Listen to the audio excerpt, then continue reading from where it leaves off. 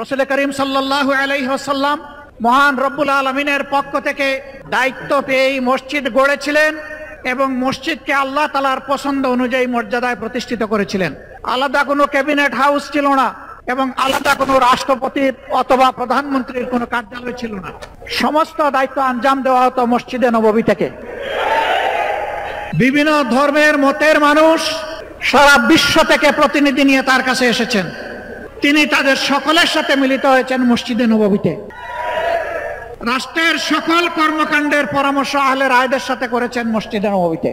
যতটুকু সময় মসজিদে নববী এবং মসজিদগুলোকে মর্যাদা দিয়ে চলেছে, আর এই মসজিদ কেন্দ্রিক যে সমাজটা দুনিয়ার যে অঞ্চলে ছিল, সেই সমাজই ছিল বিশ্বের ভালো সমাজ।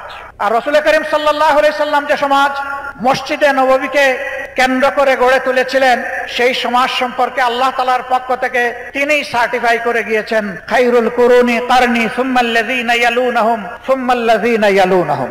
হে বিশ্ববাসী, তোমরা জেনে রাখো, আজ আমি যে সমাজ ব্যবস্থা গড়ে তুলেছি আল্লাহর কিতাব এর ভিত্তিতে, এই সমাজটাই হচ্ছে বিশ্বের সর্বশ্রেষ্ঠ সমাজ। এর আগেও এই ধরনের কোন সমাজ জন্ম নেয়নি, এর পরে ধরনের কোন সমাজ জন্ম নেবে না।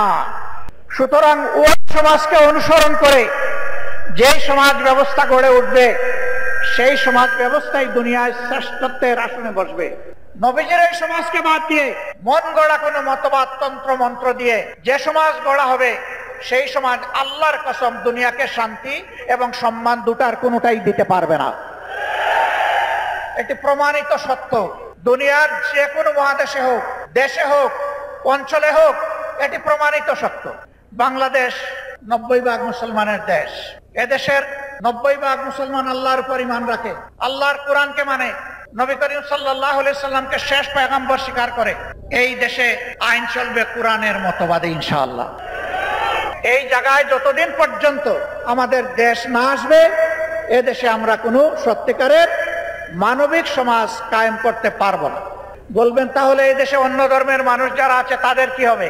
কোরআন শুধু মানুষের সম্মানের গ্যারান্টি দেয় নাই, অধিকারের ওয়ারেন্টি দেয় নাই, কোরআন সমস্ত মখলুকাতের অধিকারের ওয়ারেন্টি দিয়েছে।